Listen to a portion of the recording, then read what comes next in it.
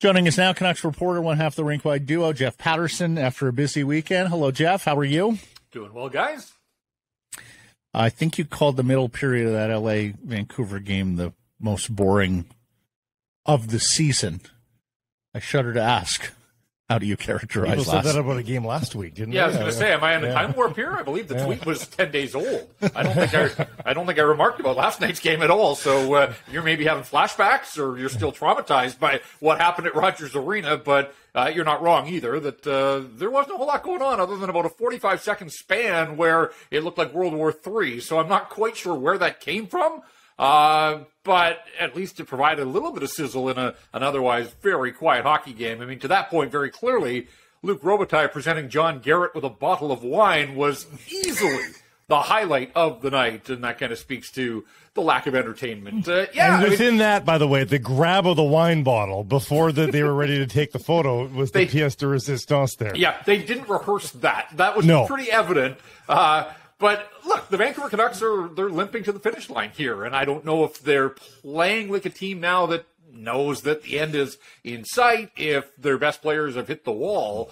But for all of the season, offense hasn't been an issue. Offense is a massive issue all of a sudden for the Vancouver Canucks with 8 goals in their last 5 games now, and one of those was an empty netter against Chicago last week. So, Elias Pettersson making this a little more dramatic than I would like, and probably he would like as well, sitting on 99 points with 2 games to go. But Quinn Hughes, 5 without a point for the first time in his National Hockey League career. JT Miller has 1 goal in 9, and it was that empty netter that I referenced. So, the top guys aren't going, but the support guys aren't there to pick them up. And as we said, offense hasn't been an issue all season. But right now, for whatever reason, it just kind of feels like very much the end is upon us. There's no chance they're in on the tank here, are they? There's no There's no tank left. They can't go any further down than where they're at. No, but they can they can still climb the ladder, though. They need to make sure they finish below the Washington Capitals, of course. Yeah, I don't think this is the tank. I think it's more likely that they just leaned on their best players for too much of this stretch run, and it kind of feels now like there isn't a whole lot there. And a lot of that could change on the power play, but the power play is a direct result of these guys not playing anywhere close to their best, and so the power play has gone remarkably quiet as well. Now they're playing the most permissive team in the National Hockey League in the Anaheim Ducks, so that should hopefully help something to some degree. Elias Pettersson with more points against the Ducks than any other opponent this season. Just needs 1. That's all he needs, and I hope he doesn't leave it to chance. I mean, weird things could happen on the final night of the season. So just get it done and take care of that storyline. But no, I don't think they're a little late to the party if they're buying into the tank now.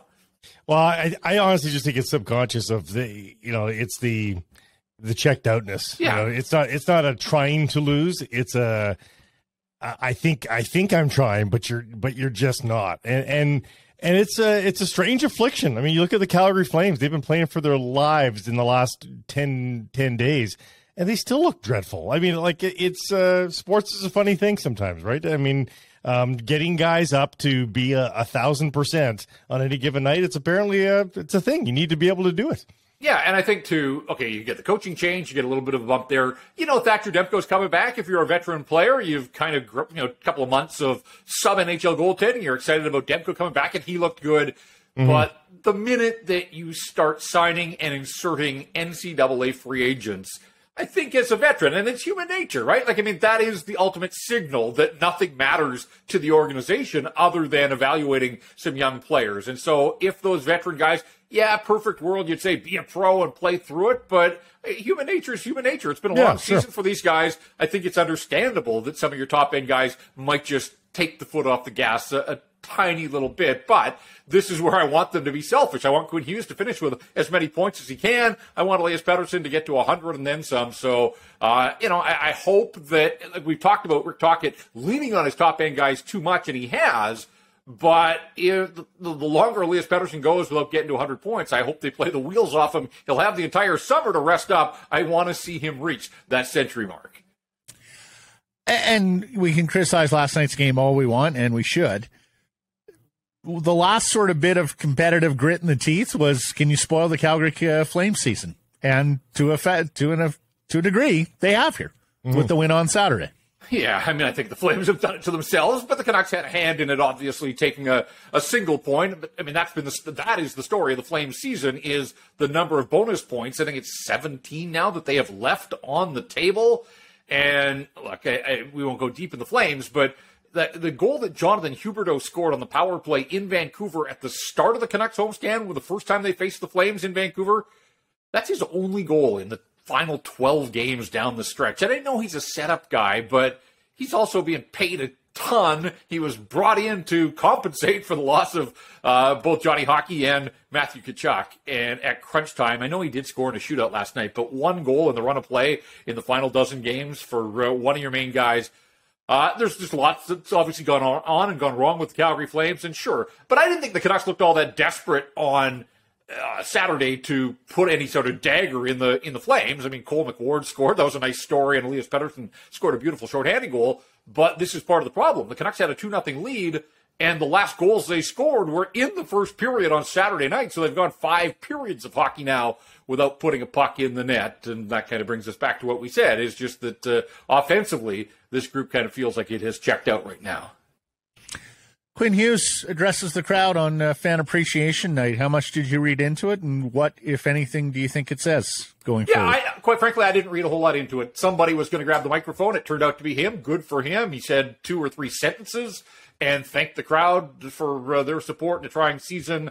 I think more people are making way more of this than I am, and that's fine. I mean, we're all trying to read the tea leaves here, but he said afterwards, could have been Pettersson, could have been Miller, could have been Demko, happened to be him. So he was fine. He speaks English, and it worked. But I'm not taking it any further than that.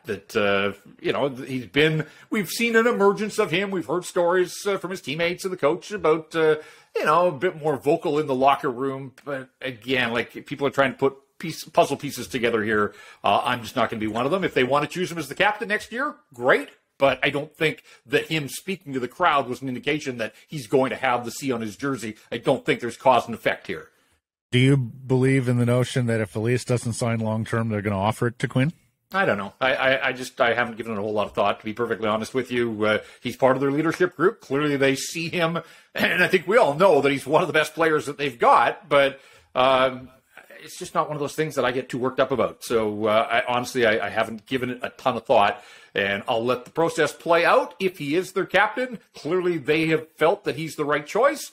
If Elias Pettersson's the captain, and I've always felt that it was going to be Pettersson, and so I'm going to stick to that. But they'll get to their decision when they get to it, and I would imagine that will be something that's done probably through training camp in the preseason of next year. You mentioned the college free agents being inserted in. See anything there in the 8 combined games now between McWard and Hirose?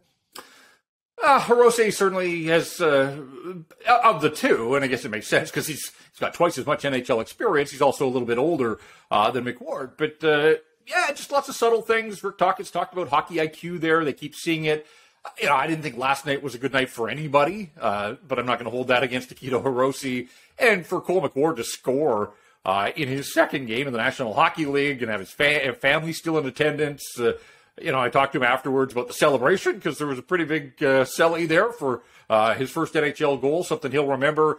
He thought it was cool, was his word, repeatedly, that he got to do it wearing the black skate jersey. And, of course, they wore it again in Los Angeles last night. So, neither guy's looked out of place. Again, it's late season. These aren't high-stakes games, but I kind of thought with the pressure of the Calgary Flames and what they were playing for and, how these guys handled the forecheck, I think this is a good part of the evaluation process right now is the Kings weren't spectacular, but they're headed to the playoffs. The Calgary Flames on Saturday still had designs on getting to the playoffs. Now, tonight in Anaheim, it's back-to-back. It's 3-4. These are good tests just of, where's your game on a nightly basis? Can you keep it at a level? But Akito Hirose just looks like a cool customer, and I think has given the Canucks a fair bit to consider. That said, everybody got worked up about the first couple of games of Brogan Rafferty when he turned pro and got a look late in the season a bunch of years ago. I don't want to overread what I'm seeing, but Akito Hirose, who just celebrated his 24th birthday over the weekend here, hasn't looked out of place, and I think he's going to be a guy that's going to be given an opportunity, certainly, to come to training camp next year And this is what this hockey club needs. I mean, they need to have a guy or two on a value contract on the back end. There have been way too many guys for far too long now on these bloated contracts on the back end. If this team is finally going to get control of its salary cap issues, wouldn't that be something if you could turn Akito Hirose into a full-time National Hockey Leaguer as soon as next season? Absolutely. That would go some of the way towards solving their problems. Lastly, from me, Jeff, Bo Horvat's comments. Did you think them directed at the quietness of Rogers Arena, the Canucks' inability to build even a playoff team? Both? Did you view them as disrespectful? And what did you make of him walking them back quickly? Well, I have to say, first of all, they came out after the game on Saturday on Long Island as the Canucks were getting set to face off the Flames. And so I was at the game at Rogers Arena. I saw it in my social timeline, but I didn't get a chance to hear the comments. And I thought, okay, it's somebody's making a big deal out of something. I had no idea that this was going to take on the life that it did, to the point where Bo felt the need to walk it back at the pregame skate yesterday. I certainly don't think it was aimed at the fans. I think if there was a message there, it was a lot higher up the food chain, more at management and ownership, just about the fact that he and his teammates weren't put in a position to have many of those playoff runs. And I think that's important. The question was about the atmosphere for a playoff push. And if we're just going to deal with it on that level, think about this for a sec, guys. Not only did Bo Horvat not play much playoff hockey here in Vancouver, he really wasn't involved in anything that would be considered a dramatic playoff push. He was injured for the final 10 games last year when we thought, can Bruce, there it is, get this thing across the finish line. So Horvat wasn't even a part of the final games last year when they were ultimately eliminated. There was the season just as COVID hit that shut things down when they were right on the playoff bubble with 13 games to go. There would have been a playoff push that year. The play-in series with the Wild was their only playoff push. Right, and that was done in an empty building under the most unique of circumstances, other than his rookie season when he did make the playoffs. Like, that's the downside to all of this, and Bo's not wrong. To compare playoff pushes, he hasn't really experienced anything here, so yeah, what he's going through right now certainly would resonate with him. And the other thing is, he signed the big ticket there. He hasn't been overly productive. Like, I don't know if that was done to kind of get the fan base on his side. These are his people. These are his constituents for the next 8 years. So it kind of makes sense that you would play to that fan base and try to get into their good books. And, of course, Vancouver will take any slight and run with it. That's what we do here on the West Coast. So, I hope some people are having some fun with it, but it seemed like, I don't know if people were waiting for an opportunity to get the knives out and carve Bo Horvat after his departure here. Bo was a pretty agreeable guy who, just did his thing and let his actions speak for themselves. He wasn't the most vocal. He certainly didn't say anything inflammatory while he was a member of the Vancouver Canucks. So on that level, a little surprised, I suppose. And for me, this now changes the conversation considerably. We don't know when he's going to come back to Vancouver. The schedule, obviously, for next year isn't out yet. He's only going to get the one appearance next year, where you would have thought it would have been nothing but bouquets and the big video tribute. Like, this will take on a life that'll carry well into next season. And whenever he makes his first appearance, there's going to be questions now about your time here. What was behind that message? Who are you speaking to? And I do think it changes the conversation the next time that we have Bo Horvat in our city and have access to him to be able to ask some of these questions. Absolutely. Jeff, marvelous stuff. You're busy back at it again tonight. We will catch up tomorrow, my friend. Thank you. All right, guys. Thank you.